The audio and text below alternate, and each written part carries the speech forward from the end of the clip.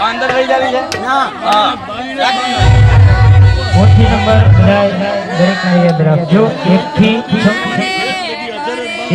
26 number ની ગોથી ડાબી બાજુ રાખજો અને બાકી બધી જમણી બાજુ અને પુરુષો બધા ડાબી બાજુ બેસજો બેનો માતાઓ બધા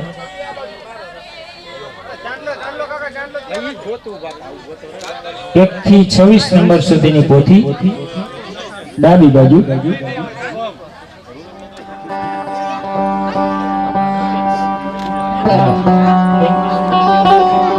ચાલો તો પછી અત્યારે ગમે ત્યાં પોથી મૂકી દેશો બાપુ એમ કહે છે પછી આવતીકાલથી આપણે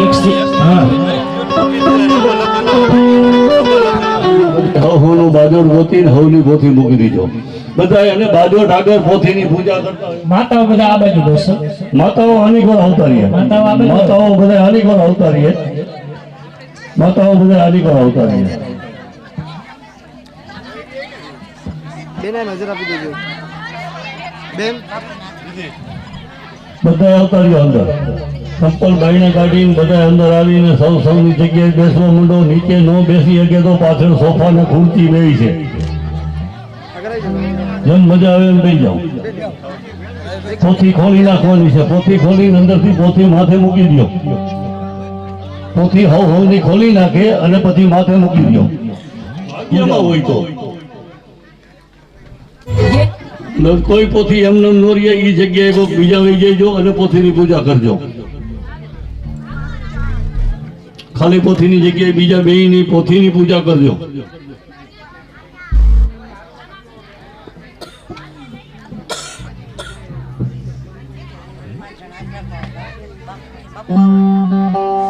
बापू बोला बापू बापू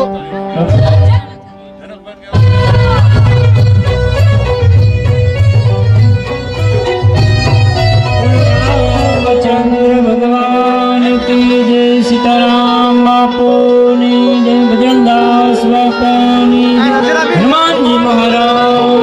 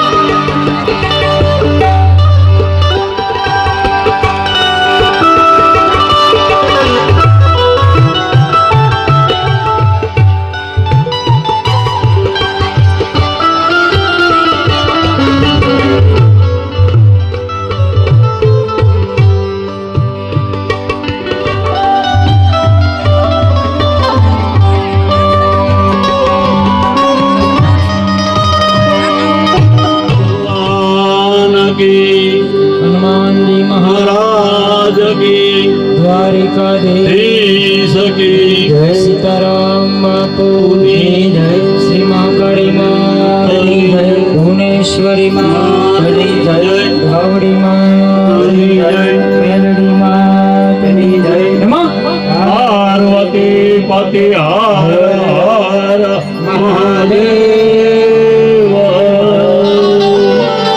માતાઓ પણ બધા થોડી વાર પોતાના સ્થાને ઊભા થઈ જશો બધા આપણે આરતી બધા ઊભા થઈ જાઓ બધા સૂર્યકોટિ સમપ્રભ નિર્વિઘ્નં કુરુ મે દેવ સર્વકાર્યેષુ સિદ્ધાય યા દેવી સર્વસ્यै નમસ્તસ્यै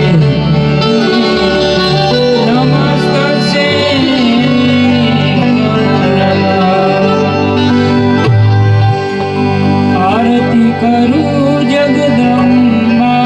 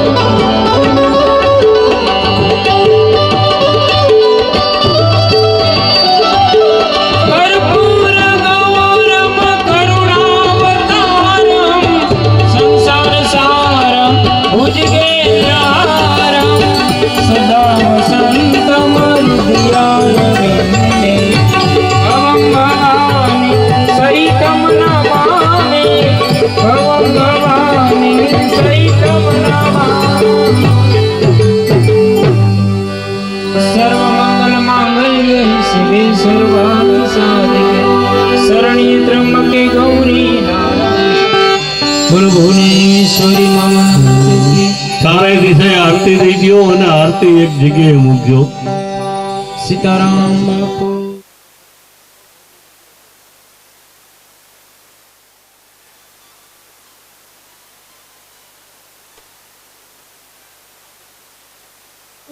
पार्वती पिता महादेवा तोरी पार्वती पिता महादेवा माता तोरी पार्वती पिता महादेवा माता तोरी पार्वती पिता महादेवा जय गणेश जय गणेश देवा जय गणेश जय गणेश जय गणेश देवा જે ભગવતી જગદંબા ભક્તોના ધાયરા કાર્ય કરે છે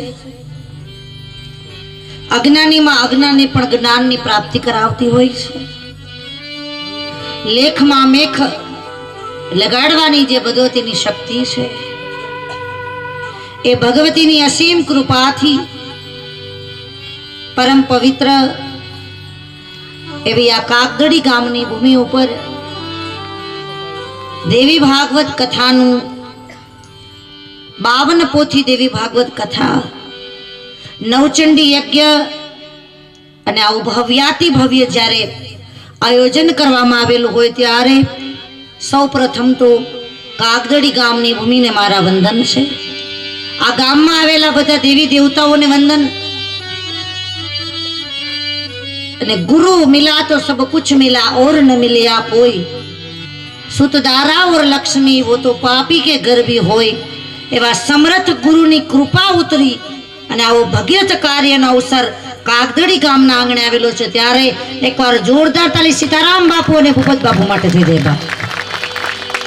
ચેતના આપણા બધાની વચ્ચે હાજર છે અને એમની જ અસીમ કૃપાથી આ કાર્ય આજે પ્રથમ દિવસ તરફ જે પહોંચી ગયું છે એ પ્રાતઃ સ્મરણીય વંદનીય સીતારામ બાપુના ચરણોમાં મારા કોટી કોટી વંદન છે.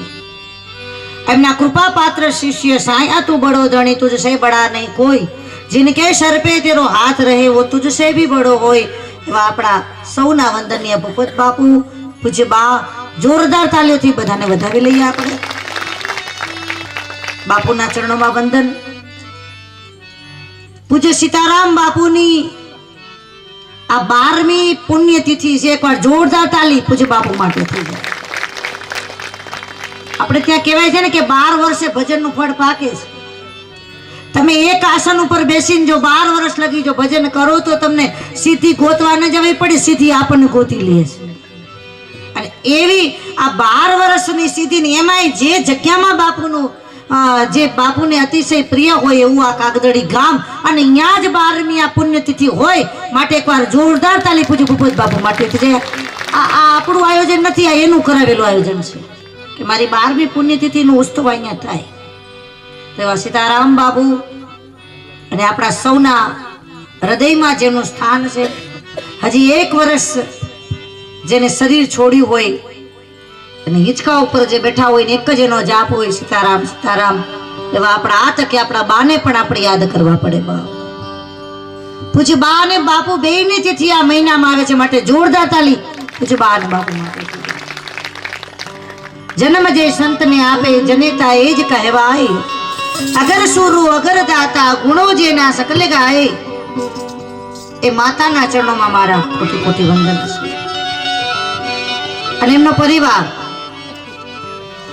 रवि भाई थी लई अने आखो परिवार दीकरा दीकरीओ अने बापूनो साधु बन्या पछी ई फक्त दीकरा दीकरी पूरतो ज संतनो परिवार नथी रहतो होतो, पण जे जे एमना शरणे आवे ई पछी बार ना होय तो भले बार गाम ना होय तो भले कोई पण होय जे अहीं आव्या ई बधाय बापूनो परिवार छे. जोरदार ताली तमारा बधा माटे.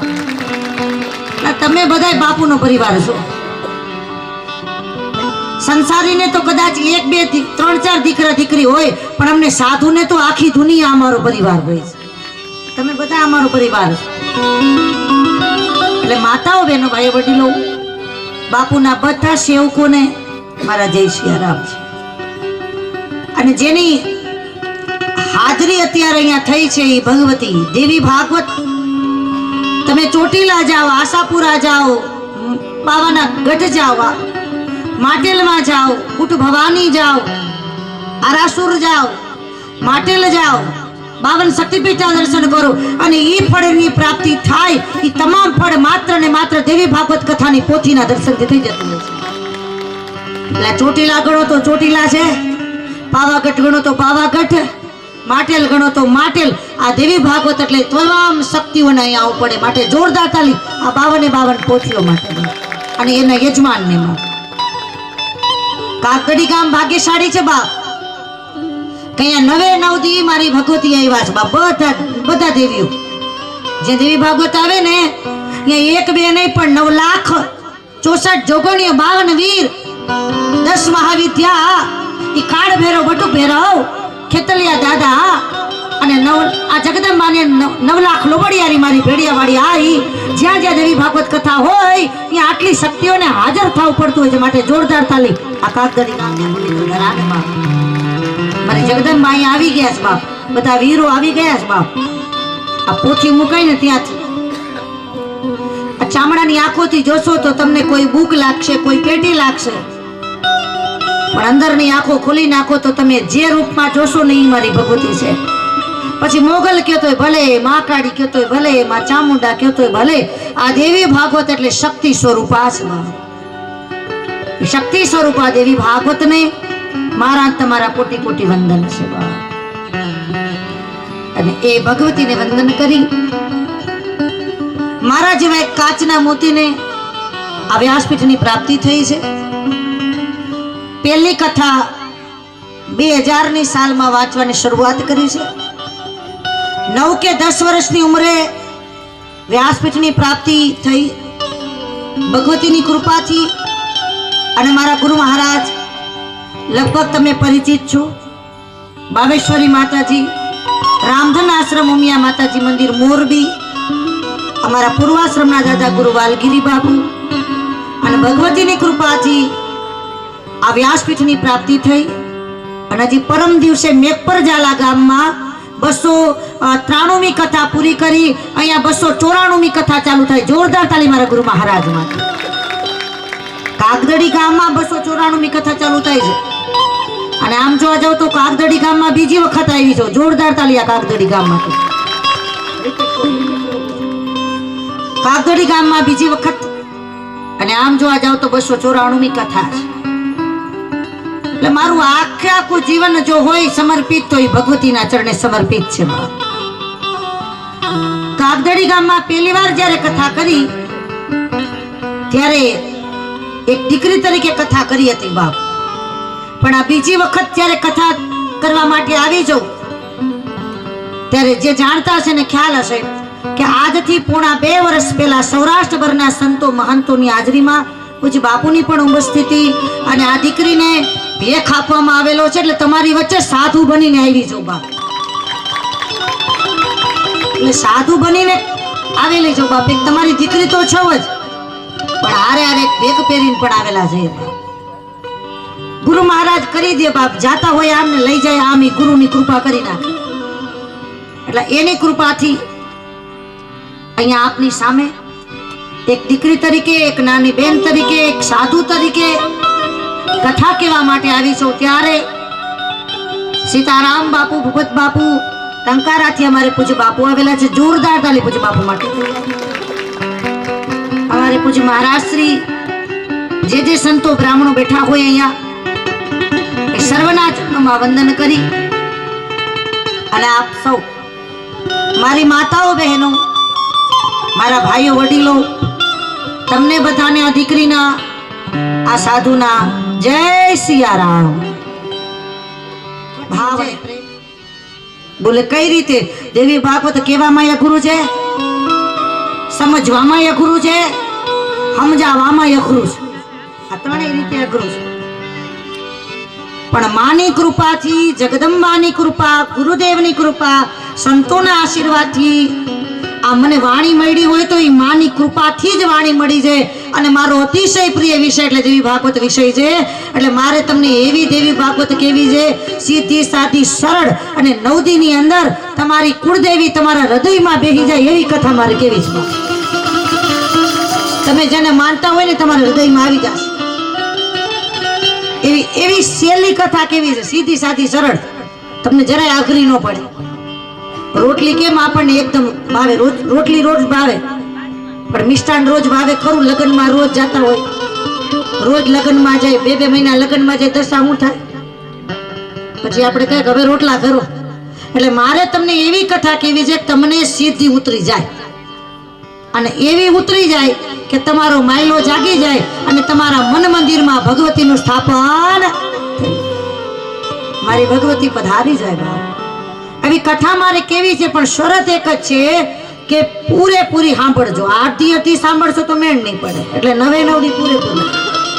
અને બાપુ એ કથાનો ટાઈમ એ સારો રાખ્યો છે, આપણને બધાને અનુકૂળ આવી જાય એ રીતનો કથાનો સમય છે બાપ. એટલે આપણે પૂરેપૂરો ટાઈમ કથાને આપવાનો છે. નિયમ આ પેલો છે. બીજો નિયમ એ છે કે આપણી ઘરે અખંડ દીવો રાખવો. થઈ શકે તો 9 દી સૌના ઘરે દીવો અખંડ રાખજો, કુળદેવીના નામનો દીવો અખંડ. બીજો નિયમ દીવાનો બતાવ્યો. ત્રીજો નિયમ બતાવ્યો ફરાળ કરજો. 9 દી લગી ફરાળ કરવાના છે. ફ્રૂટ ઉપર રહેજો, દૂધ ઉપર રહેજો, ફરાળ કરજો, એકટાણા કરજો. જો થઈ શકે તો તમારા કુળદેવીના નામના આ માગસર મહિનો એટલે અતિ પવિત્ર મહિનો છે. ભગવાને કહી દીધું કે 12 મહિનામાં હું કોઈ જો માસ હોય તો એ માગસર મહિનો મારો પોતાનો રૂપ છે બાપ. એટલે બની શકે તો 9 દી લગી ફરાળ, એકટાણા, ફ્રૂટ, દૂધ ઉપર રહેજો. તમે કહેશો એકટાણા નહીં થાય, ફરાળ નહીં થાય, દૂધ નહીં થાય, ફરાળ ઉપર નહીં રહેવાય, તો મારી બધાને છૂટી તમે તમારે 3 ટાણા કરજો. પણ 9 દી લગી કોઈની આઘા પાછી કરતા 9 દી પૂરેપૂરી સાંભળવી. હજી એક નિયમ છે કે આસન એક રાખજો. જગ્યા એક જ, જ્યાં બેઠા અહીંયા એક જ દીવો, એક જ આસન 9 દી. તમે કહેશો ને બેન વેલા મોડા આવીએ જગ્યા વહી જાય તો આવતીકાલથી તમારી ઘરેથી પોતાના આસન લઈને આવજો બધા. હો નું આસન આપણી ઘરેથી પોતાનું આસન લઈને આવવાનું છે અને આપણા આસન ઉપર બેસીને કથા સાંભળવાની છે. અને અહીંયા આવ્યા પછી એક જ મંત્ર બોલવાનો છે. હમણાં જે મંત્રનું આપણે બધાએ ગાયન કર્યું, ફરીથી આપની પાસે મંત્ર બોલાવું છું. બધા મારી સાથે સાથે મંત્ર બોલજો. ઓમ આઈમ રીમ ક્લીમ ચામુંડાય વીચે. ઓમ રીમ ક્લીમ ચામુંડાય વીચે. ઓમ આઈમ રીમ ચામુંડાય વીચે. ઓમ રીમ ક્લીમ ચામુંડાય વીચે. ઓમ આઈમ રીમ ક્લીમ ચામુંડાય વીચે. ઓમ રીમ ક્લીમ ચામુંડાય વીચે. ઓમ આઈમ રીમ ક્લીમ ચામુંડાય વીચે. ઓમ રીમ ક્લીમ ચામુંડાય વીચે. ઓમ આઈમ રીમ ક્લીમ ચામુંડાય વીચે. ઓમ રીમ ક્લીમ ચામુંડાય વીચે. એ હાથ ઊંચા તાલની સેવા. ઓમ રીમ ક્લીમ ચામુંડાય વીચે.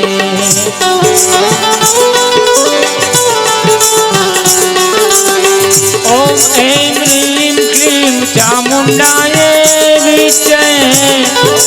રીમ ક્લીમ ચામુંડાય વીચે.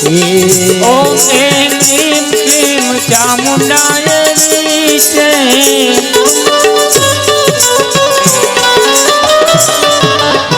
ઓમ રીમ ક્લીમ ચામુંડાય વીચે. ઓમ રીમ ક્લીમ ચામુંડાય વીચે. ઓમ રીમ ક્લીમ ચામુંડાય વીચે. ઓમ રીમ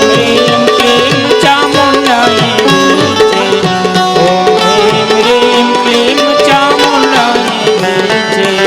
ઓમ રીમ ક્લીમ ચામુંડાય વીચે. ઓમ રીમ ક્લીમ ચામુંડાય.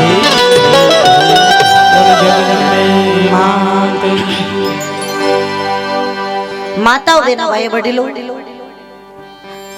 ભગવતીનો મંત્ર ઓમ આઈમ રીમ ક્લીમ ચામુંડાય વીચે. આ જો આપણને આવડતો હોય તો આ મંત્ર બોલી શકો, નહીતર આપણા કુળદેવીના જાપ કરવા.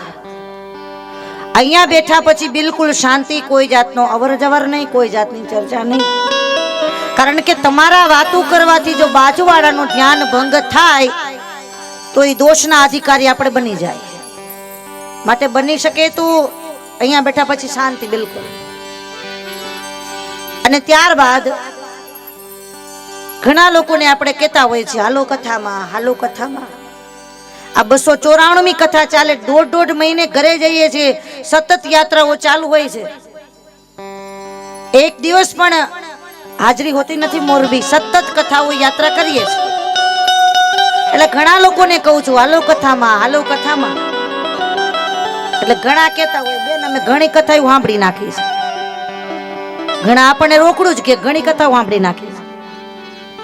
તો મને વિચાર આવે કે સાંભળી નાખી એના કરતા રાખી હોત તો સારું હતું. સાંભળી નાખવાનો કોઈ અર્થ નથી બાપા, રાખો. આ મંડપમાં બેઠા છો પણ કથા આપણામાં બેઠી કે નહીં એ વિચાર કરો. આપણે અહીંયા 5 કલાક બેઠા પણ આપણામાં કેટલું આવ્યું છે, આપણે શું લીધું છે? આ કથા છે એક જાતનું આપણા માટે અમૃત છે. જો પી લ્યો 9 દી તો ભરપૂર થઈ જશો, ભવસાગરથી પાર ઉતરી જશો. પણ આપણો વાંધો એ છે મંડપમાં બેઠા હોય ત્યાં લગી એમ લાગે બધું બરોબર, આમ જ રહેવાય, આમ જ જીવાય, આમ નો કરાય, આમ નો કરાય, આમ રહેવાય. આ માંડવા હોય એઠે હોય ત્યાં લગી એવું લાગે. પણ વાંધો એ છે સમજી ગયા છો. મંડપની બાયણે નીકળ્યા હતા એવા ને એવા પાવર પૂરો. પાછા ઘીરે જઈને સમજી જાઓ શાક લેવા જાવ છે, રસોઈ કરવી છે, આ કરવી છે, કોકે કઈક દોરી ફોડી નાખ્યું ઘરે જઈને એનો વારો નીકળી જાય. તો કથા ઉતારી કેટલી આપણે કેટલું લીધું છે બાપ. 9 દિવસની અંદર મારે તમને એવી કથા કેવી છે કે તમારામાં કઈક પરિવર્તન આવે. 100% પરિવર્તન ન લાવી શકે પણ થોડુંક તો કરીએ. કથા સાંભળ્યા પછી આપણા જીવનમાં પરિવર્તન થવું જોઈએ. વાણી, વિચાર, વર્તન આ બદલવા જોઈએ કંઈક. કથા સાંભળ્યા પછી આપણા જીવનમાં પરિવર્તન થવું જોઈએ, પુનરાવર્તન નહીં. Our life is a change, no repetition. આપણું જીવન સુધરવું જોઈએ બાપ. કથામાં આવ્યા પછી કંઈક બદલાવવું જોઈએ બાપ. અને આ કથા કરી શકે છે જેને જેને આ બાણ લાગી જાય બાપ, એ સેકન્ડમાં જાગી જાય. અને ન લાગે તો આખી જિંદગી વહી જાય. તો એવા ને એવા કંઈક લેજો બાપ. આ જીવન અનમોલ છે. મારી ભગવતીની કથા છે બાપ. અને જે કોઈ માના ચરણે આવશે મારી જગદંબા કે હું નિહાલ કરી દઉં. અને એટલે તો માના ભક્તો માના ગરબામાં પણ કહે છે મારા બાલુડાને કાજે, મારા લાડકડાને કાજે, મારા બાલુડાને કાજે.